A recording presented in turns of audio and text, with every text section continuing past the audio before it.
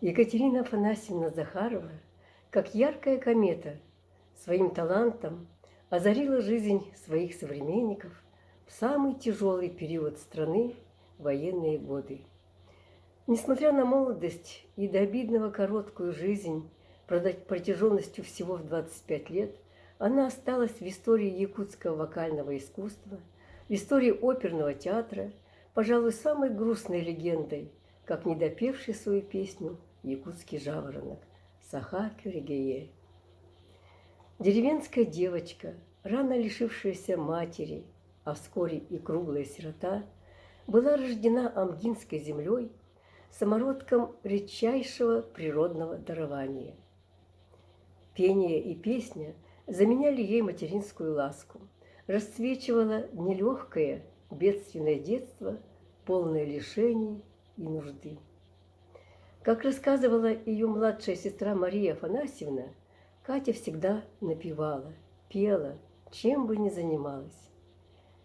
Небольшого роста, круглолицая, с живыми выразительными глазами и густыми ресницами, подвижная и стремительная, с быстрыми ловкими движениями, она отличалась особым жизнерадостным обаянием характера и этим привлекала к себе всех, кто оказывался рядом с ней. Осенью 1936 года она прибывает в столицу, чтобы поступить на учебу, но судьба приводит ее в Якутский театр. Приказом номер 277 от 1 декабря 1936 года директора театра Тарасова Павловича Местникова она принимается артисткой национального хора, который был создан первым якутским композитором Марком Николаевичем Жирковым. Катерина была одной из первых кадров, кто пополнил хор как вокалист, ведь большую часть хора составляли поющие артисты драмы. С этого момента становление Екатерины как певицы и ее судьба проходило под влиянием педагога, хормейстера и художественного руководителя хора Марка Николаевича Жиркова.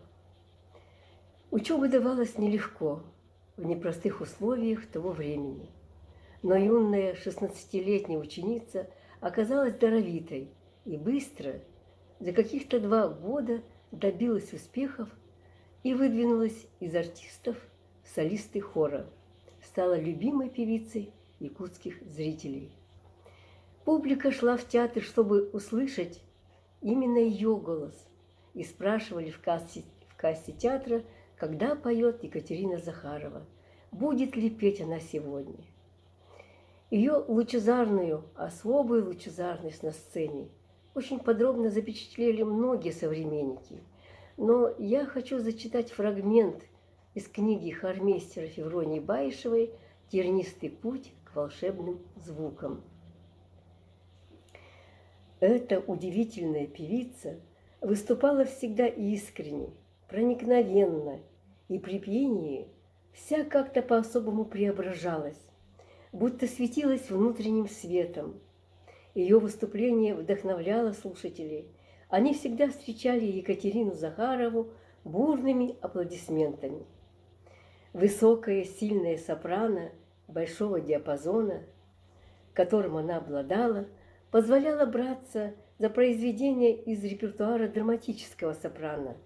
Например, за песню «Клерхен» из музыки к драме «Эгмонт» Бетховена. Отлично звучали в ее исполнении украинская народная песня «Дождик» и колыбельные волховы из оперы Садко Римского-Корсакова. Надо сказать, что Екатерина порой пела в одном концерте по 14 песен и пела на бис, и столько, сколько просили зрители, которые никогда сразу не отпускали ее со сцены. Несмотря на такой шумный успех и огромную популярность, она оставалась такой же большой труженицей и скромницей. Вот Марк Николаевич Жирков писал, что на 1 июня 1940 года в личном репертуаре сопрано Екатерина Захарова пела 52 соло. Ее якутский репертуар составляли песни.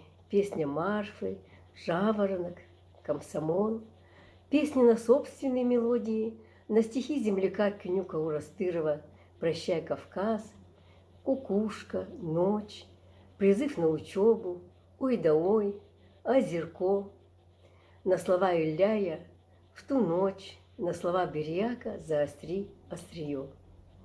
Из русских народных песен можно назвать «Ах ты, ноченька», «Поздно вечером сидела», «Зачем тебя, мой милый, я узнала», «Ты не вейся, черный ворон». А по пластинкам на патефоне она выучила и пела некоторые песни из репертуара прославленных Лидии Руслановой и Ирмы Яунзем.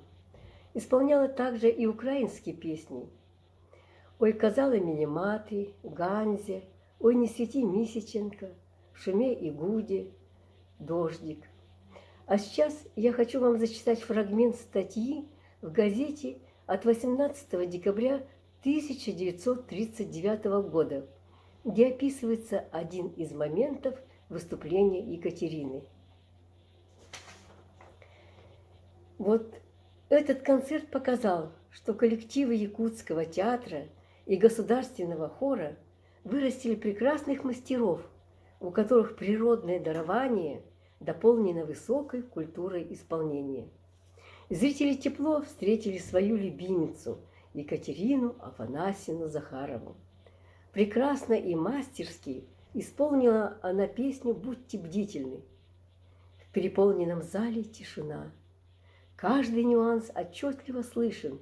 Голос звенит, зовет, поднимает. Гром аплодисментом награждает исполнительницу. Вот из таких песен авторов, советских авторов в ее репертуаре исполнялись и такие песни, как «Если завтра война», «Так мы пели вчера». Известно, что она первая из якутских вокалистов спела знаменитую песню военных лет Исаковского и Блантера «Катюша». Конечно, кроме соло, Захарова пела и в составе хора, который насчитывал к этому времени 90 песен разных жанров и разных авторов. Екатерина Захарова известна всем как непревзойденная, легендарная создательница образа Кыска Скайдан и Джесса Мегет в первой музыкальной драме Жиркова «Туяр Мако» 1938 года и драме «Джулуряр Нургунботур» 1940 года. Образ Кыска Скайдан был наполнен недюжинной художественной силой, как вокальной, так и актерской и пластической. О ее силе искусства, какой видели молодую артистку современники, очень ярко описали ее коллеги, но особенно артист драмы Афанасий Ефремов. Действительно, Екатерина, как талантливая актриса, преображаясь, обладала огромным магическим воздействием на зрителя. А о ее профессиональной ответственности, преданности и уважении к своему делу говорит и то, что она, обычно всегда очень общительная, разговорчивая и подвижная, в день спектакля почти не разговаривала. Задолго приходила в театр, настраивалась, готовилась. Она основательно погружалась в образ, прежде чем выйти на сцену. У Каскайдан был очень сложный грим и костюм. Порой она так входила в образ Кыска Скайдан, что это мучительно и болезненно было даже для нее самой от огромного напряжения сил. Свидетелем такого состояния как-то оказалась Ирина Михайловна Максимова, описавшая этот момент за кулисами, когда сама Катя ответила: до такой степени образ вошел в нее, что голова готова была лопнуть. Но вот оказывается, в музыкальной драме «Джулуряр Нургунботур» Екатерина выходила и в другой партии. Это во всем противоположной характерной Кыска Скайдан партия благородной Аи Умсурудаган. Об этом мы узнаем из воспоминаний ее сверстницы Харитины Яковлевой из села Алтанцы. Она точно описала Екатерину в костюме именно этой героини, в длинном белом платье с бахромой, с распущенными длинными волосами. Во второй раз Харитина видела Екатерину уже в числе хора 7 удаганок. Возможно, это были какие-то единичные выступления. Ведь, как всем известно, она обладала голосом необычайно широкого диапазона. Сама вне сцены пела вокальные партии героев музыкальной драмы: богатыря Нургулботура, красавицы Туярмыко, владыки Нижнего мира Оту Сутаки и другие. А теперь я снова хочу перейти на концертный репертуар Екатерины Афанасьевны, потому что кроме названных она исполняла и классические произведения русского, зарубежного камерного и оперного наследия. Это романсы «Утренняя серенада» Чайковского, «Жаворонок» Глинка, колыбельные волховы из оперы Садко Римского-Корсакова, ария Елены «О богиня» из опереты «Прекрасная Елена» Оффенбаха, песня Клерхен Бетховена из музыки к драме Эгмонт.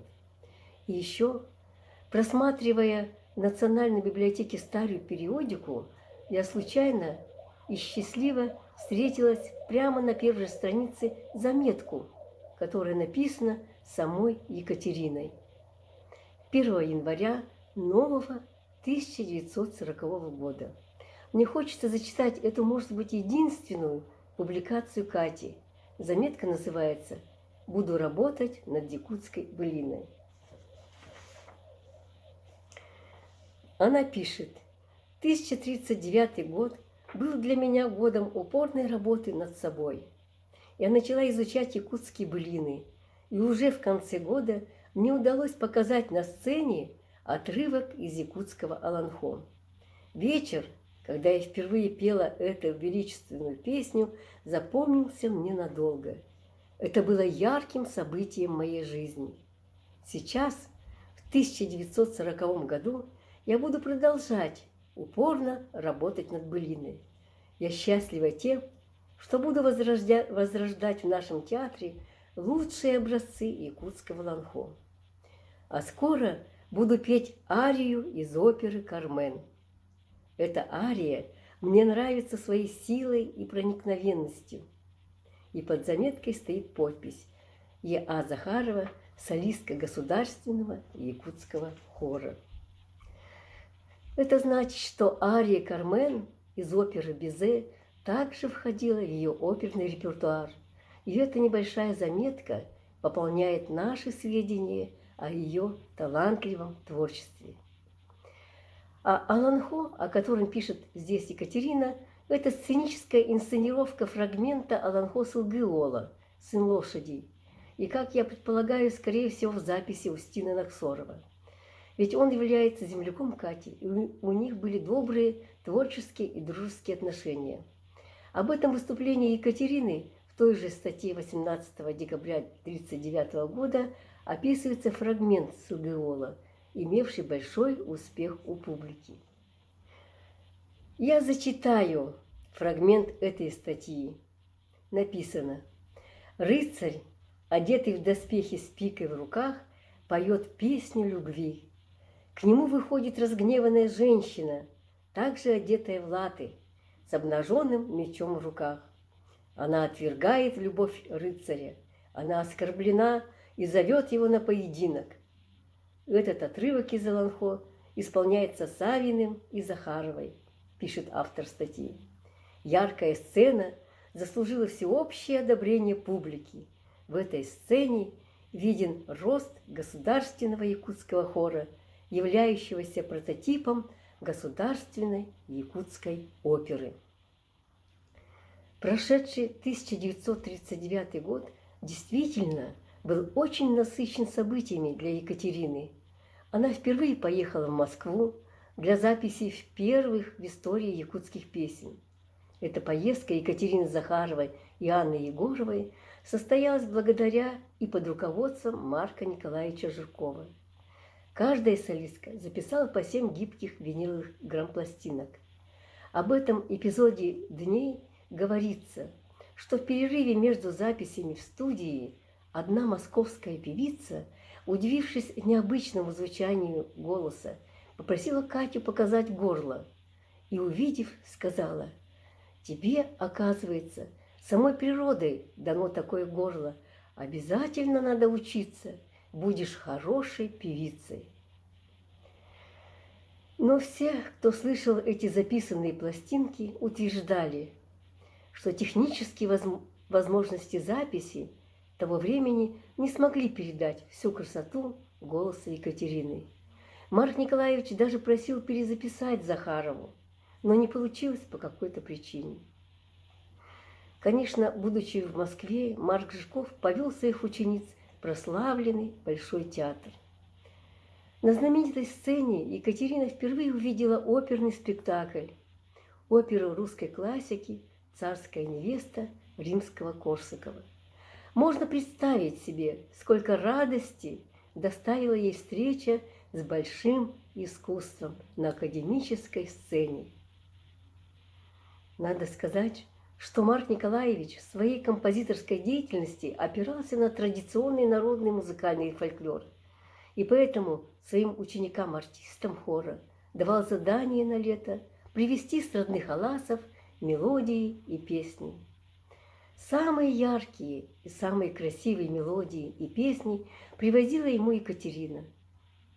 Талантливая певица сама обладала даром импровизации. Она является автором мелодий 8 прекрасных песен, которые стали народными в обработке Жиркова на стихи Урастырова, Иляя, Берияк. Композитор очень ценил, высоко ценил как вокальный, так и мелодический дар своей воспитанницы Екатерины Захаровой. Это подтверждает и то, что я недавно обнаружила. При создании своей второй музыкальной драмы и оперы «Сыгый-Красностыр» заглавную женскую партию композитор Жирков писал именно на голос Екатерины Захаровой и видел ее в этом образе.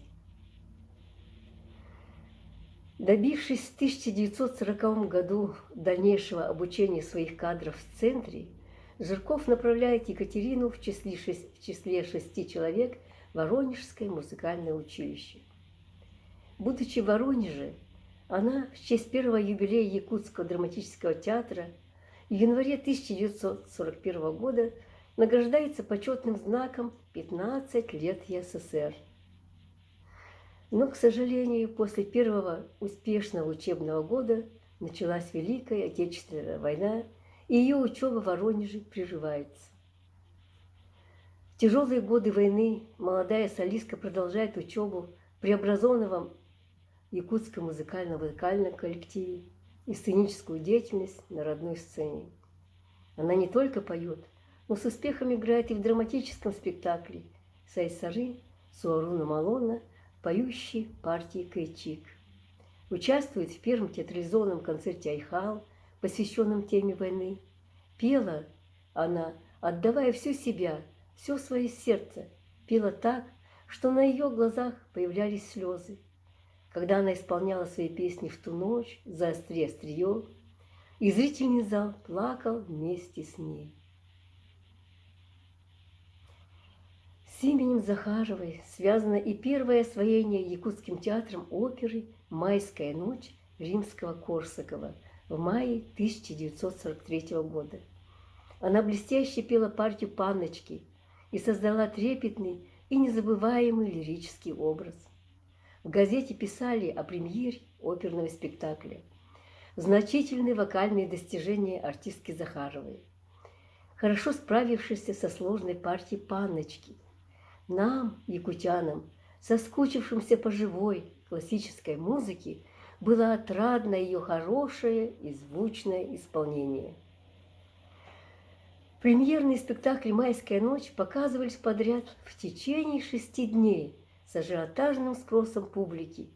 Катя пела Панночку с большим успехом и без дублеров все 6 спектаклей этого сезона и 3 спектакля «Майская ночь» в начале следующего нового сезона. Осенью 1944 года она направляется на учебу в Уральскую государственную консерваторию имени Мусоргского-Свердловский. Она летела на самолете, как и Николай Харитонов, а позднее в Свердловск прибыли еще 6 якутянок, среди них Анастасия Лыткина и Феврония Баишева. Феврония Алексеевна описала этот последний и самый тяжелый период в жизни Кати. Я хочу зачитать его из той же книги.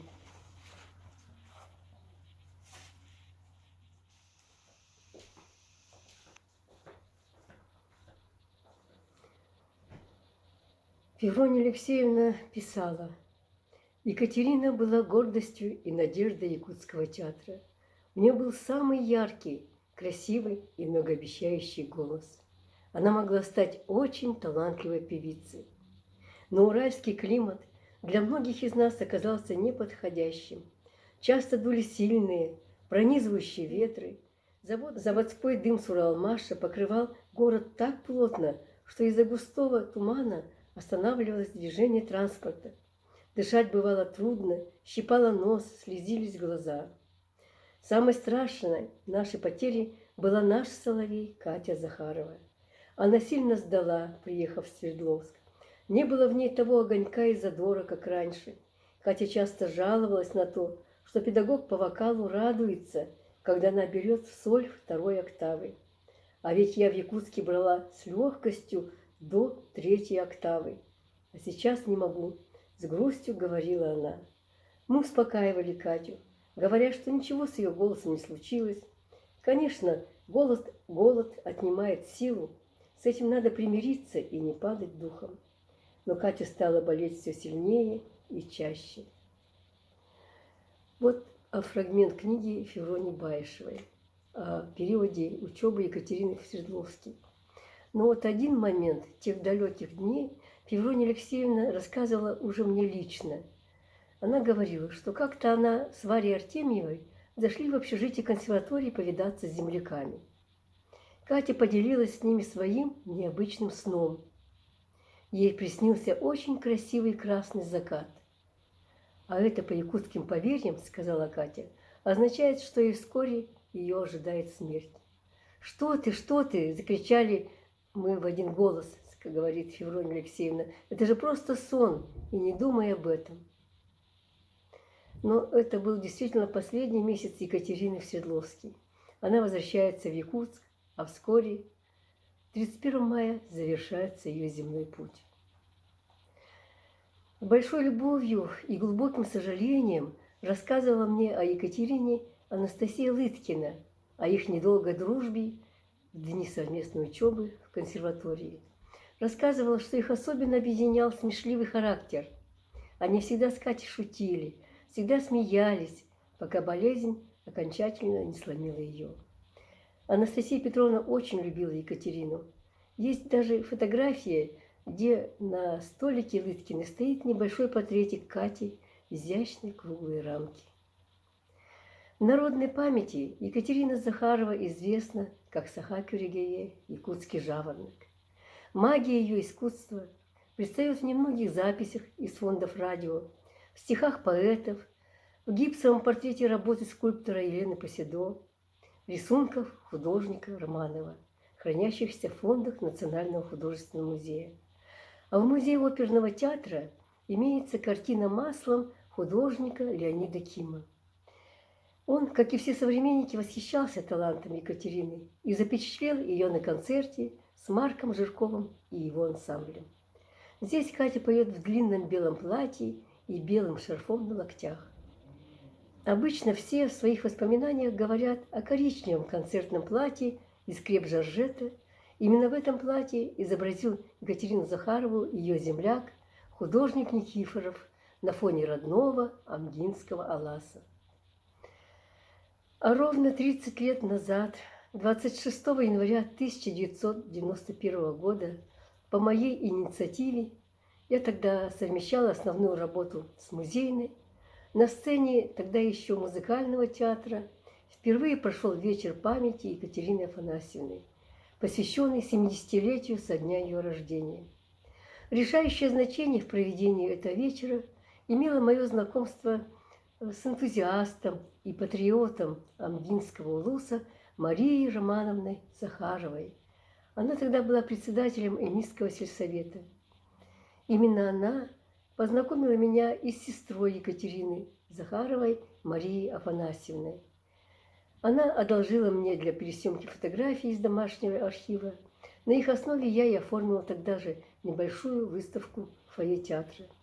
Я написала сценарий вечера, нашла и пригласила всех участников, договорилась с руководством театра, которое хотя и внесло вечер в репертуар, но было уверено, что зал будет, если не пустой, то полупустой.